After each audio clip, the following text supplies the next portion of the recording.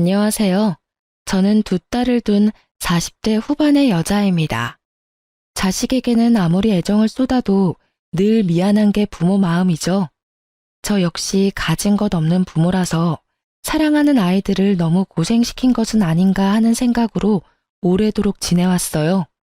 워낙 준비도 없이 이른 나이에 결혼했고, 그마저도 빚이나 다름없던 탓에 신혼을 즐길 여유조차 저희에게는 허락되지 않았어요. 정말 친정 부모님의 희생이 없었다면 그마저도 쉽지 않았을 거예요.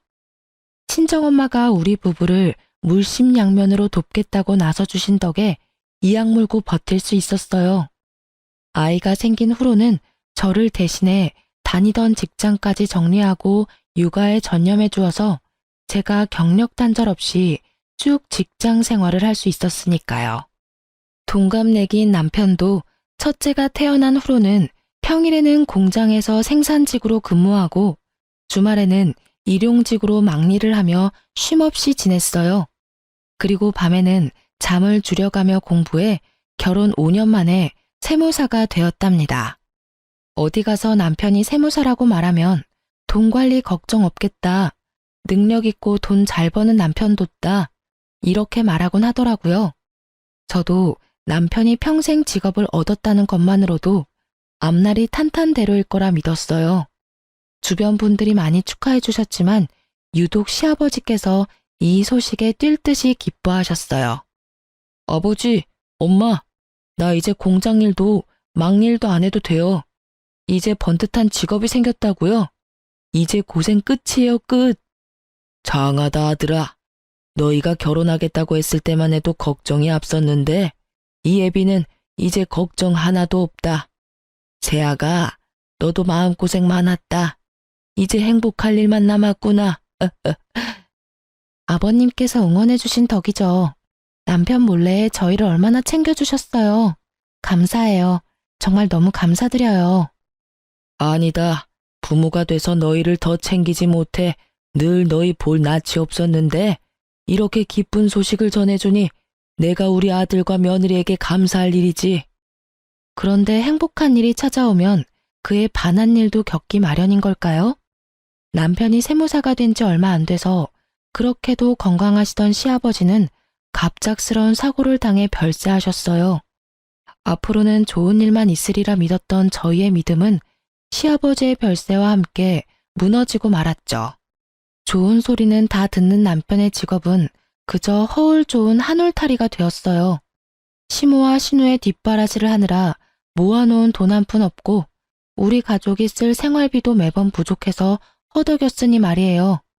시아버지의 사별로 홀로 서기를 해야 할 시어머니는 한 번도 자신의 힘으로 돈을 벌어본 적이 없어 무섭다는 이유로 사회생활을 하려고 하지 않았고 나이만 먹었지 여전히 철없이 구는 신우는 자신을 통제하던 시아버지가 없으니 물 만난 고기처럼 하루가 멀다 하고 사고를 쳐댔어요. 아이들이 커갈수록 돈이 많이 드는데 남편이 시댁 챙기겠다고 나서니 우리 가족까지 시댁을 위해 희생해야 했고 어쩔 땐 손해까지 감수해야 했어요. 거기다 시아버지가 세상을 떠난 뒤 그렇게도 자상하던 시모가 마치 다른 사람이라도 된 듯 돌변해서 목소리까지 커지니 감당이 되지 않았어요. 시아버지와 막 사별했을 당시는 시어머니께서 큰 슬픔에 빠져 걱정이 많았는데 마음을 추스르고 난 후에는 온 가족을 주무르려는 독재자에 불과했어요. 시어머니는 시아버지께서 살아생전에는 직장 생활을 하느라 시부모님을 잘 살피지 못하는 제게 바쁘게 일하니 괜찮다고 말씀하시곤 했지만 혼자가 되신 뒤부턴 저더러 이 세상 일은 다 너 혼자 하느냐며 갖은 구박을 하셨어요. 처음엔 혼자라 외로우셔서 그런가 보다고 생각했지만 날이 갈수록 심해졌고 저는 일을 쉬는 주말에라도 자주 찾아뵙기 위해 노력했죠. 하지만 막상 찾아뵈면 시댁에 집안일을 시키고 꼭 저더러 장을 봐오라고 시켰어요. 그런데 황당한 것은 장본값이 20만 원을 넘지 않는 날에는 뭘 해먹으라고 이리 장을 보다 말았냐며 잔소리까지 들어야 했어요. 어느새 시어머니에게 우리 부부는 돈 나오는 기계가 되어버린 거예요.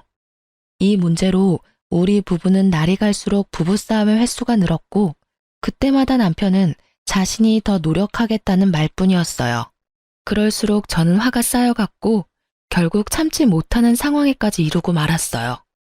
저희 부부를 대신해 아이들을 챙겨주는 친정 부모님께 경제적 여유가 조금 생긴 후에야 작지만 매달 용돈을 챙겨드릴 수 있었어요. 하지만 남편이 시댁을 챙기기 시작하면서 그나마 챙겨드렸던 용돈까지 줄였는데 나중에는 저더러 몇 달만 친정 부모님께 드리는 용돈을 끊자는 겁니다. 이게 말이나 되는 소리인가요? 시댁에 생활비 대느라 친정 부모님께 나가는 몇십만 원을 아까워한다뇨. 저는 결국 남편을 대신해 이 문제를 해결하기 위해 시댁에 찾아갔어요. 어머님, 연락도 없이 찾아와 이런 말씀까지 드리게 돼서 죄송하지만 남편이 챙겨드리는 생활비 대신 매달 용돈으로 드릴까 해요. 어머님께 드리는 생활비가 적은 금액은 아니라 기간이 길어지니 저희에게 부담이 돼서요. 제 말이 어머님께 서운함으로 남지는 않았으면 좋겠어요. 예, 너희가 생활비를 줬으면 얼마나 준다고 그러니? 네 시아비가 벌어다 준 돈의 절반밖에 안 되는 액수야. 나도 원래 씀씀이 줄이고 버티면서 사는 건 모르니? 누가 들으면 돈 1,000만 원은 주는 줄 알겠구나. 저희 네 식구 한 달 생활비만큼 어머님께 드린다는 거 아시잖아요. 맞벌이로 지내는데 외벌이와 다를 게 없을 정도라고요. 아가씨가 사업한다고 벌려놓은 것도 남편이 메꾸느라 진이 빠진다는 건 모르세요? 자식이면 나이 든 부모 돌봐주는 건 당연한 이치 아니니? 내가 네 시아비 보내고 얼마나 힘들었는지 몰라? 너 지금 너희 사리사욕 채울 돈이 나한테 오니 아깝다 이거니? 응? 얘 웃기는 애네. 너 고작 남들 비 맞추는 상담일이나 하면서 바쁜 척은 다 하더니 그것도 네 시부모 챙기기 싫어서 쇼했던 거지? 그럴 리가요. 저희가 사리사욕 채울 게 뭐 있겠어요. 어머님 말씀처럼 부모를 모시는 건 자식의 도리죠. 하지만 그것도 경제적 여유에 맞게 하는 것 아닌가요? 몇 달 전부터는 남편이 저희 생활비는 제때 주지도 못하고 있어요. 어머님과 아가씨 챙기기 위해 제 자식들에게 부족함을 느끼게 할 수는 없는 거잖아요. 네 자식들 키우느라 내 자식이 도리를 하는 걸 지금 방해하겠다 이 말이야? 참나, 너 지금 돈 번다고 시어머니 앞에서 유세했더니?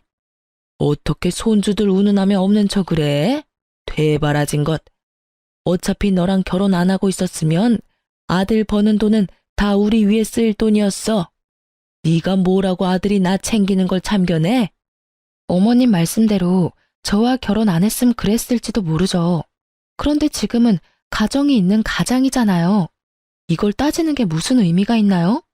어머님도 이제 자식 그늘에서 그만 나오세요. 당연하다는 듯 저희에게 도움만 받고 계시지 마시고요.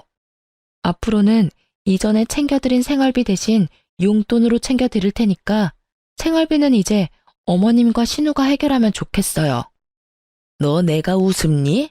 어떤 며느리가 시어미한테 밖에 나가 일을 해라 마라 간섭을 해. 그렇게 너희 생활이 쪼들리면 네가 주말에도 사돈한테 애들 맡기고 나가 일하면 되는 거 아니니? 좋아.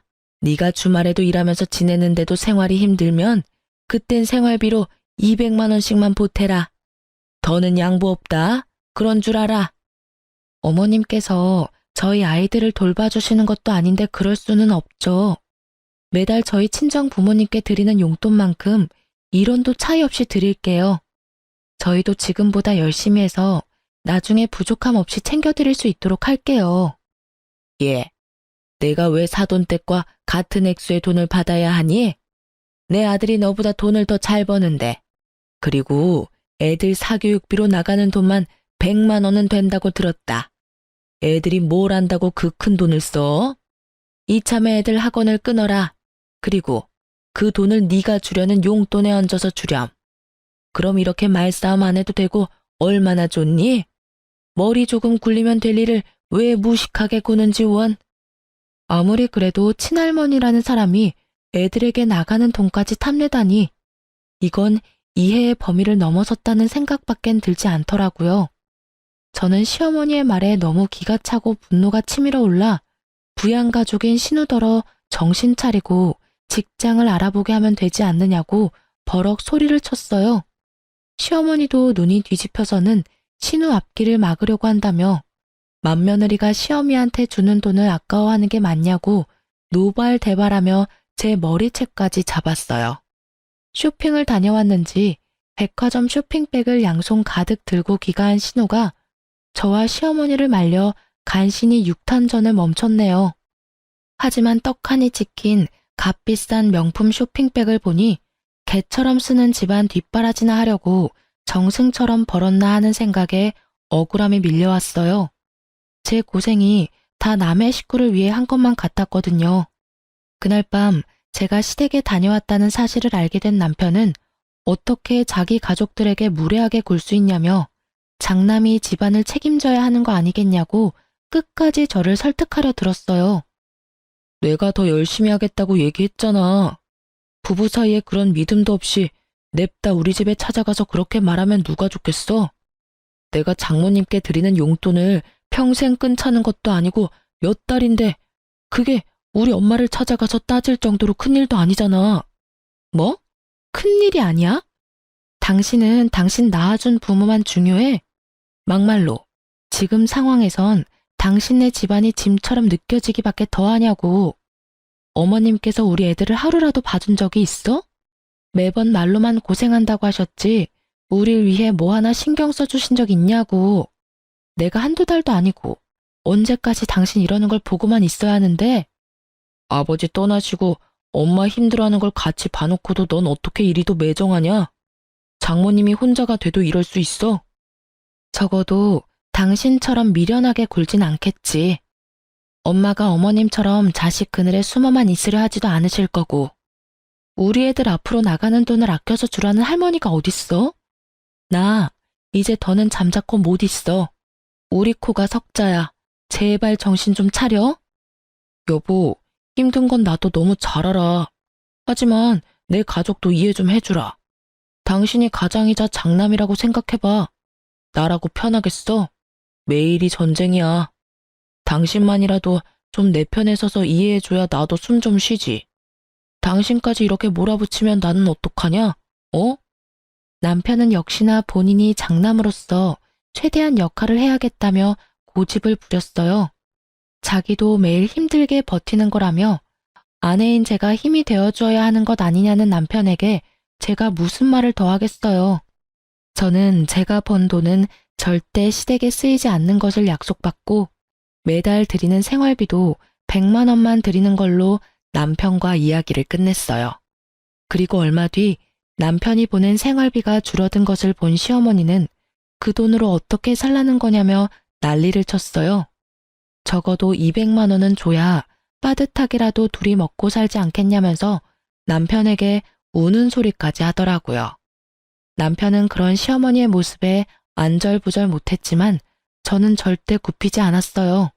그러자 도끼 가득 찬 눈빛으로 저를 쏘아보며 바늘로 찔러도 피 한 방울 안 나올 거라며 막말을 퍼부었죠. 그 후 시어머니는 대놓고 저를 더욱 콜대하기 시작했고 나중에는 시댁에 발도 못 들이게 출입을 막았어요. 이게 이렇게 멸시받을 정도의 문제인가 하는 생각이 끝도 없이 들었지만 좋은 게 좋은 거라고 차라리 잘 됐다 싶어 굳이 관계 개선을 하기 위한 노력은 하지 않았어요. 안 좋은 사이일수록 멀리하는 게 서로 좋잖아요. 어차피 미움받은 김에 저는 정말 며느리로서 최소한만 하며 그렇게 지냈어요. 하지만 여전히 남편은 저 몰래 용돈이라는 명목으로 시어머니와 신우에게 돈을 줬고 우리 가정의 생활은 나아질 게 없었어요. 그래도 더는 가타부타 하지 않았죠. 남편이 제 눈치는 보였는지 더는 신우가 큰 사업을 벌리지는 않았거든요. 그리고 빠듯하지만 이전처럼 친정 부모님께 드리던 용돈도 변함없이 챙겨드릴 수 있었어요. 한창 말하기 좋아할 나이인 아이들이 친정 부모님께 우리 부부의 이야기를 미주알 고주알 말한 탓에 친정 부모님께서는 용돈 받는 걸 부담스러워 하셨지만 남편은 자기 가족들 챙긴다고 저러고 있는데 저도 제 가족을 챙겨야겠다는 생각에 고집을 부렸죠. 이렇게라도 해야 제가 덜 화가 나니깐요. 그렇게 아끼고 아끼며 지내기를 수년, 늘 어린이로 멈춰 있을 줄만 알았던 우리 딸들이 어느새 커서 사춘기에 접어들었어요. 집이 좁아 안방을 아이들에게 내어주고 작은 방에서 남편과 지내지만 시기가 시기인 만큼 아이들도 자신의 방이 필요하다며 조르더라고요. 친구 누구는 혼자 쓰는 방이 우리 집 안방만 하다. 또 다른 친구는 엄청 호화스러운 집으로 이사를 갔다. 이런 말을 하는 것을 들으면서 참 가슴이 미어졌어요. 그 누구보다 열심히 살아왔음에도 아이들에게 더 나아진 것 없는 모습으로 그저 아이들에게 늘 바쁜 엄마가 된 것 같았거든요. 그래도 딱 하나, 제가 지금도 잘했다고 생각되는 한 가지는 그 힘든 와중에도 한 푼 두 푼 아무도 모르게 모았다는 것이었어요. 장장 20년이라는 세월 동안 말이에요. 없는 형편에 허리띠 졸라매고 살면서도 이 돈만큼은 없다고 여기며 지내왔거든요. 저는 다른 건 몰라도 앞으로도 이 허름하고 좁디 좁은 집에서 살지는 않아야겠다고 다짐했어요. 딸들이 더는 잘 사는 친구를 부러워하며 주눅들지 않았으면 했어요. 그래서 20년 동안 모으고 모은 돈으로 평생 살 괜찮은 집을 사야겠다고 결심하게 됐죠. 그 뒤로 저는 짬짬이 시간을 내서 이사 갈 집을 알아보러 다녔어요. 그렇게 지내기를 3개월, 드디어 제 마음속에 쏙 드는 집을 찾게 되었고 계약까지 하게 되었어요. 그리고 계약서를 받아온 그날 남편과 딸들을 거실에 앉히고 계약서를 보여주며 이사를 할 거라는 사실을 알렸죠. 아주 짧은 시간 정적이 맴돈 뒤는 기뻐 날뛰는 아이들의 모습을 볼 수 있었어요. 남편은 사실 여부를 몇 번이나 확인한 뒤에야 눈물까지 글썽이더라고요. 미련한 자신 때문에 늘 피해보는 가족에게 면목이 없긴 했는지 저를 부둥켜 안고는 자신이 고생만 시켰는데 제 덕까지 보게 되어 미안하고 고맙다면서 한참을 북받친 감정을 추스르기 바빴어요. 이사갈 새 집을 보러 간 날은 집을 샀다는 사실을 알린 그 주 주말이었어요. 초대하지 않은 사람과 함께 구경하러 가게 될 줄은 몰랐지만요. 이사할 집을 가보기로 하고 나갈 채비를 한창 하고 있을 때 갑자기 누군가 초인종을 눌렀어요. 네, 시어머니가 연락도 없이 대뜸 우리 집에 찾아왔던 거예요. 어떻게 알았는지 제가 구태여 말하지 않았음에도 제가 집을 샀다는 걸 이미 알고 계시더라고요. 더 웃긴 것은 저를 못마땅해 하며 시댁엔 오지도 못하게 했던 분이 제 돈으로 집을 마련했다고 하니 어쩜 그렇게 다른 사람처럼 저를 대하시던지 남편에게나 보여주던 살가운 모습으로 제 이름을 사근사근 부르며 말하는데 당혹스럽기까지 하더라고요. 예, 지우 엄마야. 그간 고생 많았다. 우리 며느리가 이렇게 능력 있고 알뜰한 애였다는 걸 다시 한번 새삼 깨닫는구나. 어쩜 이렇게 기특한 며느리를 뒀을까 싶다니까. 아, 어머님, 무슨 그런 말씀을 하세요. 이전엔 저를 그렇게나 미워하셨잖아요. 어머, 내가 언제 널 미워했어?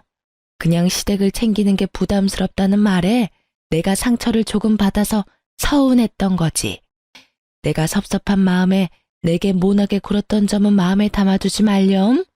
내가 생각해도 그때 내가 너무 어리석었다 싶어. 그래, 엄마. 서운할 수 있지만 그래도 우리 다 가족인데 좋게 풀려서 다행이다. 엄마가 그렇게 먼저 말씀해 주시니까 지우 엄마도 마음이 좀 풀릴 거야.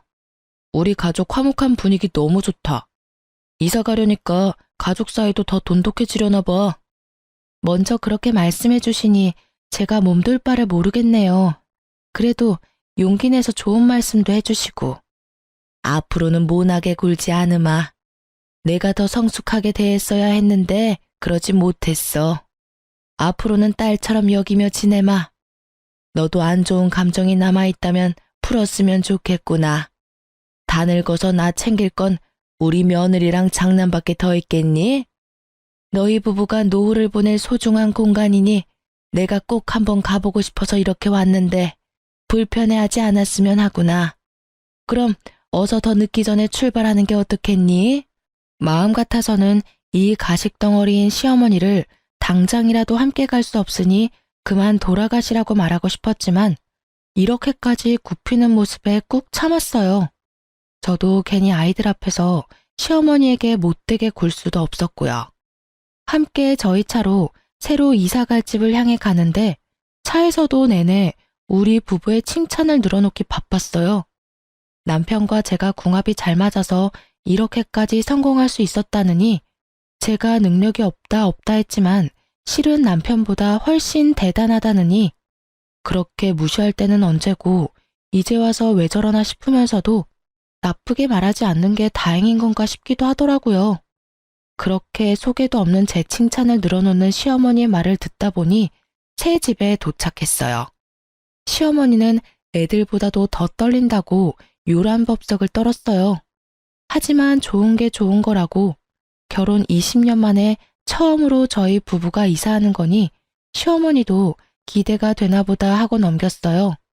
집 내부를 살피는데 시어머니 눈이 반짝반짝 빛을 내며 구경하다가 갑자기 꼬치꼬치 캐묻기 시작하는 거예요. 그런데 사람이 참 이상하죠. 관심이라고 여기고 좋게 생각하려는데 자꾸 시어머니를 볼수록 싸한 기분이 드는 겁니다. 거기다 이 방은 이렇게 쓰면 좋겠고 가구는 이렇게 놓으면 딱 맞다.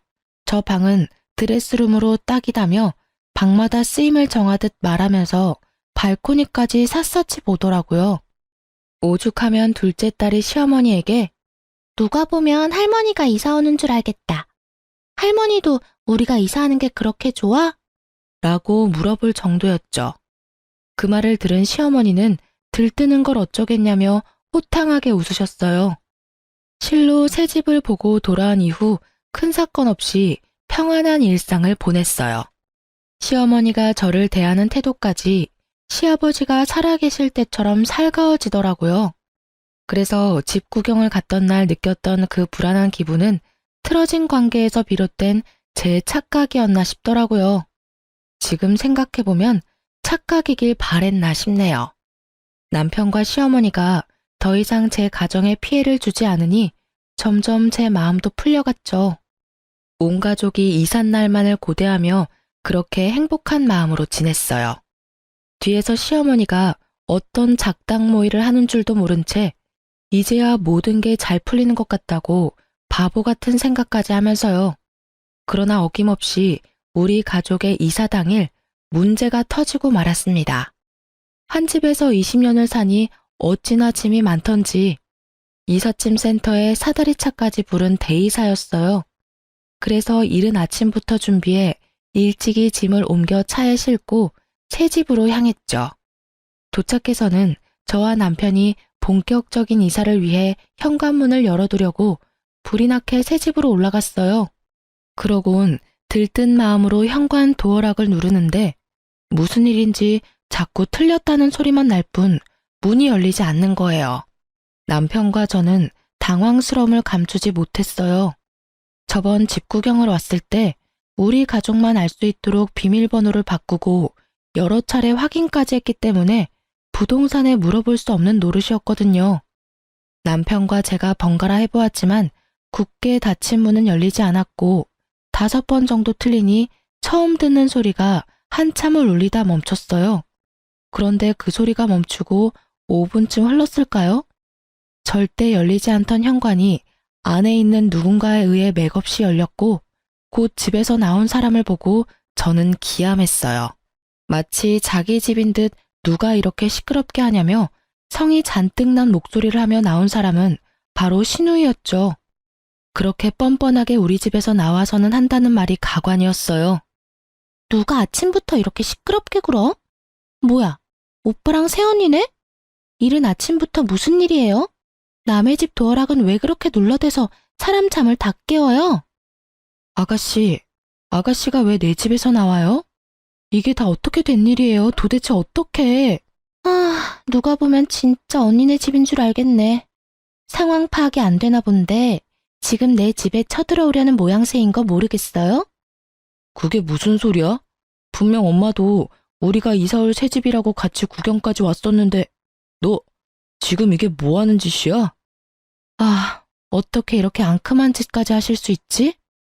어쩐지 사람이 갑자기 변하면 죽을 때가 된 거라던데 왜 그렇게도 미워하고 나에게 갑자기 태세 전환을 했나 했더니 이런 꿍꿍이었어. 아가씨, 당장 내 집에서 나가요. 나가라고요. 당신 그게 무슨 소리야? 꿍꿍이라니. 당신은 지금 상황 파악이 안 돼? 어머님이 우리랑 같이 구경하겠다며 왔던 날 다 이러려고 따라왔던 거잖아. 나한테 입 바른 소리까지 해대면서 띄워주고 안심시켰던 게 다 신우한테 우리 집 뺏어서 주려고 했던 거라고. 진짜 지긋지긋하다. 아가씨, 뭘 구경하고 서 있어요? 당장 짐 챙겨서 돌아가라니까요. 내가 왜 그래야 하는데? 여기 내 집이야. 내 집이라고. 세연이나 다시 그 허름하고 좁아터진 집으로 돌아가요. 내 집에 한 발짝이라도 들어오면 주거 침입으로 신고할 줄 알아? 감히 앞으로 내가 살 내 집에 쳐들어오려고? 어림도 없지. 신우는 자기 집이라며 우기면서 되려 그 집에 들어가려는 저를 주거 침입자 취급까지 해댔어요. 저는 그제야 이사집을 구경하러 온 날 시어머니가 따라와서 그렇게도 설레고 기뻐했던 이유를 알게 되었어요. 제가 말해주고 나서야 눈치를 챈 남편은 땅 꺼질 듯이 한숨만 푹푹 내쉴 뿐이었어요. 저는 참을 수 없는 분노에 휩싸여 무작정 시어머니에게 전화를 걸어 지금 이곳으로 오라고 노발대발했고, 그런 저에게 어떤 며느리가 시어미를 오라가라 하냐며 제게 막말을 퍼부어댔어요. 하지만 저는 아랑곳하지 않고 시모에게 신우가 길바닥에 나앉는 꼴을 보고 싶은 게 아니라면 당장 오라고, 30분 안에 오지 않으면 그땐 경찰 부르겠다고 따졌어요. 시어머니는 그래도 자기 딸이 쫓겨날까 걱정은 됐는지 정말 딱 30분 만에 오더라고요. 저는 시어머니를 보자마자 어떻게 된 일인지 직접 자초지종을 설명하라고 언성을 높였어요. 염치 없는 사람으로 치자면 따라올 자가 없을 정도인 시어머니는 이 상황에서도 당황스러운 기색조차 없이 되려 저를 향해 소리를 지르기 바빴어요. 이 멍청한 거사, 딱 보면 모르니? 불쌍한 내 딸, 결혼 전에 좋은 집에서 좀 살아보라고 한 게 뭐가 그리 불만이라고 날 여기까지 불러내? 어머님, 아무리 그래도 제 남편도 어머님 아들이고요. 저와 아이들도 어머님의 가족이에요. 그런데 도대체 왜 저희에게 이렇게까지 하시는 건데요? 제가 20년을 꼬박 모아서 태어나 처음으로 산 집이에요. 그런데 이런 식으로까지 회방 놓고 싶으세요? 제발 좀 이제 각자 도생하자고요. 이것이 뭐 잘났다고 큰 소리야? 그래, 내가 너희 좋은 새 집에서 사는 게 배 아파 못 참겠어서 40이 넘어서도 부모 밑에 있는 가여운 내 딸 좋은 집에서 살라고 너희보다 먼저 들어가서 진을 치고 있으라고 시켰다. 그게 왜? 이 집안 가장인 내 아들 덕 좀 동생이 보면 어떠니? 어머님께서 어머님 아들 앞길까지 맡고 계시는 걸 왜 모르시냐고요. 아니면 정말 남편이 저랑 이혼이라도 하고 우리 애들이 멀쩡한 부모랑 찢어졌으면 싶으신 거예요? 그리고 이 집은 제 명의, 제 집이에요. 아가씨가 이렇게 먼저 들어와서 진을 치고 있는 건 무단 침입이라고요. 그래서 지금 네 신우를 신고라도 하겠다 그 말이냐? 응? 이 얼빠진 것. 내가 바라는 건 별거 없어. 내 딸이 나랑 분가하면 네가 그렇게 목에 핏대 세워가며 말렸던 생활비를 더 요구할 명분이 생기는 거 아니겠니? 그러게 그냥 좋게 생활비 주지 그랬어. 아니면 지금이라도 더 올려주던가. 그럼 내가 우리 딸 구슬려서 짐 빼마. 지금 고작 생활비 더 받으려고 이런 비상식적인 일까지 벌이셨단 말씀이세요? 신우에게 이러라고 지시한 것도 전부 어머님이시고요? 뭐야? 비상식적? 눈이 뒤집혀 베는 게 없니? 말하는 꼬락서니가 천박해도 너무 천박해. 내 몫을 챙기기 위해서 못할 건 또 뭐니? 모든 수단을 가리지 않았을 뿐이다. 그리고 되바라진 너도 본때를 좀 보여줘야 기어오르지 않을 거 아니냐? 이게 다 너 하나 때문에 벌어진 일이야. 시어머니는 이 모든 일을 생활비를 더 받기 위해 저질렀던 거였어요. 다 저 때문에 벌인 일이라고 잡아떼는데 정말 기가 차서 입이 다물어지지 않더군요. 신우가 우리 집으로 들어온 게 전부 시어머니가 이 집에 눌러 앉아 있으면 다 신우 것이 된다고 꼬셨고, 멍청한 신우는 자신에게 집이 생긴다는 말에 사리분간 못하고 신나서 자기 짐을 풀고 지내고 있었던 거죠. 그런데 더 문제는 이삿짐 센터 직원들이 더는 지체할 수 없다고 어떻게 할 거냐며 불만을 토로하기 시작한 거예요. 신우는 이때다 싶었는지 깨끗하고 넓은 이 집이 마음에 쏙 든다고 절대 나갈 수 없다며 드러누워 시위까지 벌이는 겁니다. 이런 중대한 일에 애도 아니고 말도 안 되는 떼를 쓰는 게 맞는 건가요?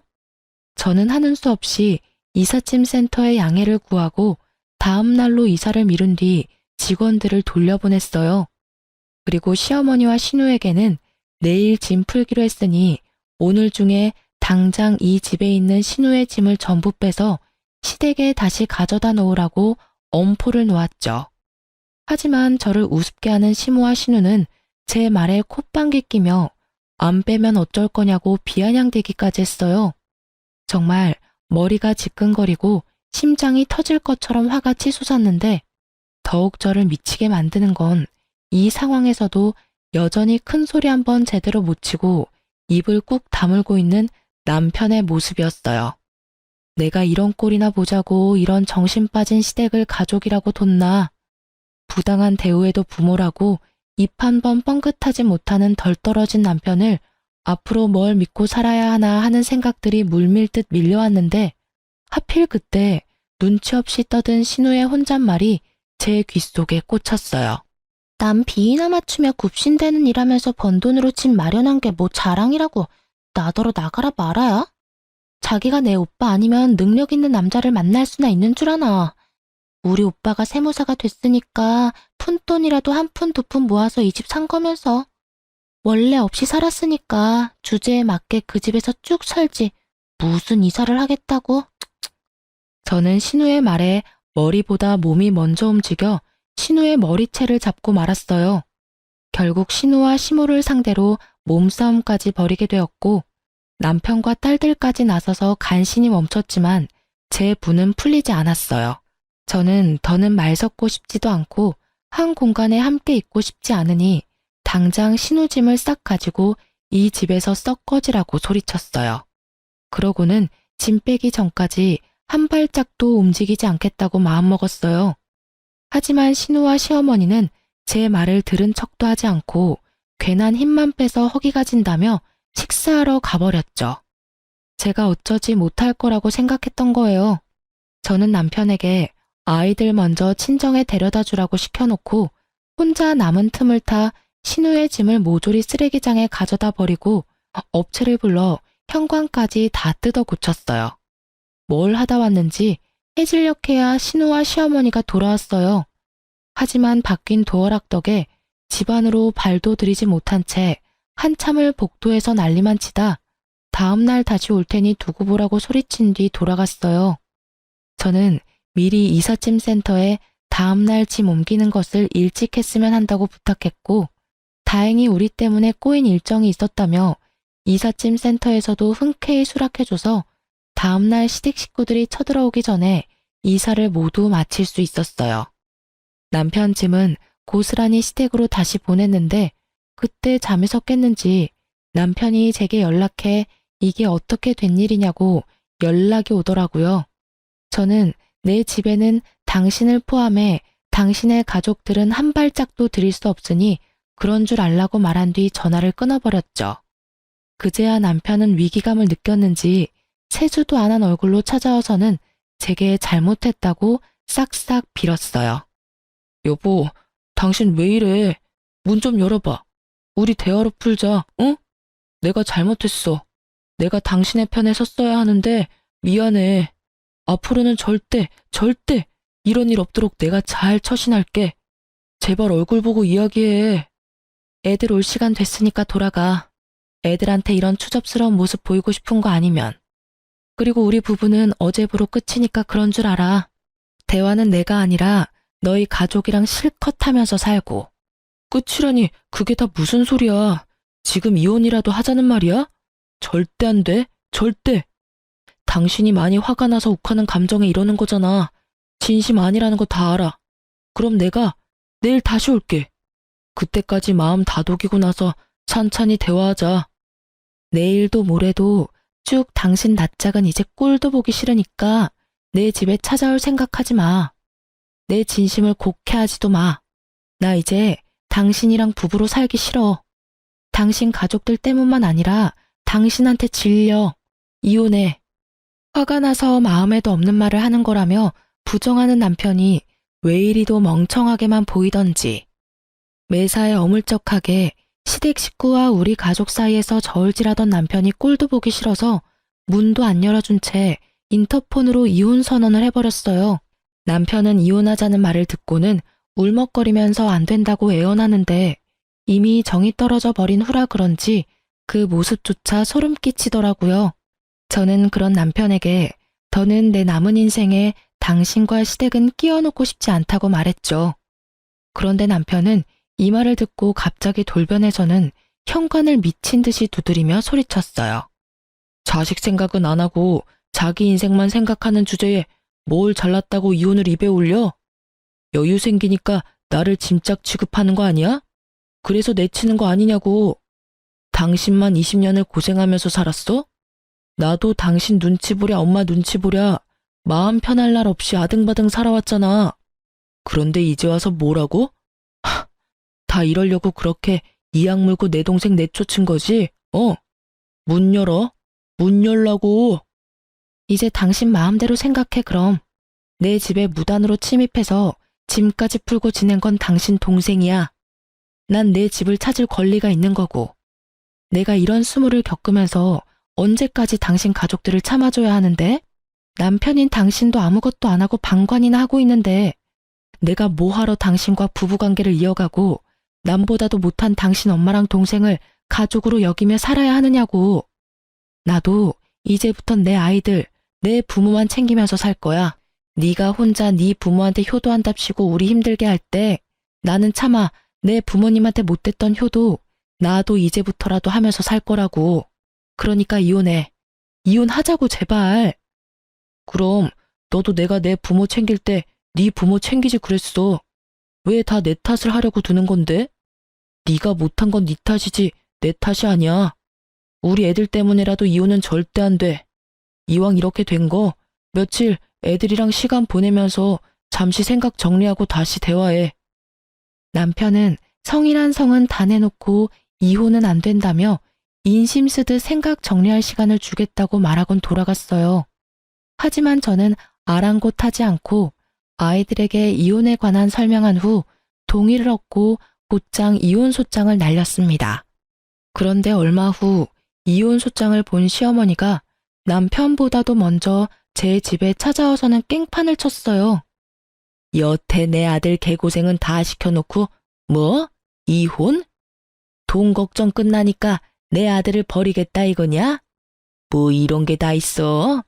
벌레만도 못한 것이 뻔뻔해도 정도가 있지. 소송 취하해. 양심도 없이 니깎게 이혼은 무슨 이혼이야? 엄마라는 것이 자식한테 죄 짓는 건 줄도 모르고. 어머님, 제가 오늘 이렇게 어머님을 마주한 이유는 그딴 소리나 들으려고 한 게 아니라 그래도 이혼을 앞둔 입장에서 마지막 예의라도 차리기 위함이에요. 이혼은 어머님이 아니라 남편과 하는 거니까 가타부타 하지 마세요. 저희 부부 이혼하겠습니다. 반대를 하시려거든 남편에게나 이야기하세요. 야, 이 되바라진 게 지금 뭐라고 주둥이를 놀리는 거야? 시어머니는 자기 분에 못 이겨 제게 마구잡이로 손을 휘두르며 듣기 거북한 막말을 쏟아냈어요. 저는 이제 정말 끝이라는 마음으로 큰 반항은 하지 않았어요. 그렇게 한참 동안 저를 괴롭히던 시어머니는 저더러 사람도 아니라며 한 번만 더 이혼 얘기를 들먹이면 그땐 진짜 가만두지 않겠다고 경고하고는 돌아가셨어요. 거울에 비친 제 몰골은 암담하더군요. 하지만 괜찮았어요. 저는 시어머니가 제게 한 막말을 전부 녹음한 파일을 챙겨 병원으로 향했고 치료받은 진단서를 떼서 곧장 시어머니를 신고했어요. 그런데 못된 시어머니와 남편은 간사하기까지 했어요. 제가 신고했단 사실에 겁이 났는지 남편은 그제야 제게 와서는 앞으로 시모와 신우를 안 보고 살겠다며 약속할 테니 이혼 소송 취하하고 시모를 신고한 것도 제발 합의해달라며 눈물로 호소하더라고요. 시어머니도 다 늙은 자신의 앞날이 걱정됐는지 문제가 커졌다는 것을 알고는 제게 무릎까지 꿇고 손이 발이 되도록 용서를 구하더군요. 그러면서 하는 말이 제가 아들 덕을 보는 것 같아 눈에 뵈는 게 없었다나요? 더 이상 저희 부부에게 돈 달라는 말도 하지 않겠다는 뻔뻔한 거짓말까지 하는데 우습기 짝이 없더라니까요. 뭐든 때가 있는 건데 왜 그걸 여태 알지 못했는지. 처량한 두 모자의 신세를 보고 있자니 한심할 뿐. 긴 세월 겪은 멸시와 차별도 모자라 제가 힘들게 산 아파트까지 공짜로 가져가려 했던 몰상식한 인간들을 용서할 마음은 눈꼽만큼도 들지 않았어요. 그래서 남편과의 일도 시모와의 문제도 법정에서 그 시시비비를 가려 깔끔하게 정리했답니다. 한동안 전남편과 시모가 저를 찾아와 바짓가랑이를 붙들어대는 통에 다른 이유로 골머리가 썩긴 했지만 그래도 통쾌했어요. 그렇게 무시하던 저에게 법이 무서워 애원하는 꼴이라니 말이에요. 거기다 이혼 후 면접 교섭일이면 딸들이 전남편을 만나고 왔는데 그럴 때면 애들이 한숨을 푹푹 내쉬게 물어보니 자기들을 만나러 나온 전남편의 모습이 남루하기 짝이 없어서 마음이 답답하다고 하더라고요. 그런데 나중에야 전남편이 왜 그런 꼴을 하고 나오는지 알게 되었어요. 그게 전부 딸들에게 동정을 사기 위해 쇼를 벌인 것이었죠. 아이들과 있을 때 전남편이 신우와 통화를 하고 온 적이 있는데 애들 앞에서 좀 불쌍하게 보여야 애들이 엄마한테 다시 합치면 안 되냐며 말할 거고 애들 부탁이면 애 엄마도 들어준다며 김칫국 시원하게 마신 둘이었어요. 그 통화 내용을 들은 딸들은 그 후로 전남편에 대한 마음이 돌아서서 전남편을 보고 싶어 하지도 만나지도 않았어요. 연락도 하지 않을 정도로 큰 실망을 하게 된 거죠. 결국 전남편은 괜한 꾀만 부리다 자식들과도 멀어지게 된 거예요. 지금은 제 노력으로 얻은 이 집에서 딸들과 복닥거리며 행복한 나날을 지내고 있어요. 긴 세월 텔레마케터로 일한 덕에 얼마 전 좋은 곳에서 스카우트 제의라는 것도 처음 받아보았네요. 막 이혼했을 당시는 벌이가 넉넉지는 않아 여전히 아끼며 지냈는데 이 기회를 잡아 꽤 높은 직위로 진급까지 한 거 있죠. 이제는 그 누구도 제게 무능하다고 손가락질 못할 만큼 능력 있는 엄마가 되었어요. 아이들에 대한 걱정이 많았지만 제 걱정이 무색할 정도로 우리 아이들은 밝고 씩씩하게 자신들의 삶을 개척해 나가는 중이랍니다. 이전과는 달리 가장의 위치에서 딸들을 믿어주고 또 온전히 응원할 수 있는 이 생활이 참 꿈만 같네요. 앞으로도 아빠의 빈자리가 느껴지지 않도록 저는 제 위치에서 아이들과 저 자신을 위해 열심히 그리고 행복하게 지내고 싶어요. 지금부터 시작되는 인생 2회차는 더없이 보람차고 멋들어지게 살아보려 하니 많은 응원 부탁드립니다. 모두 행복하세요.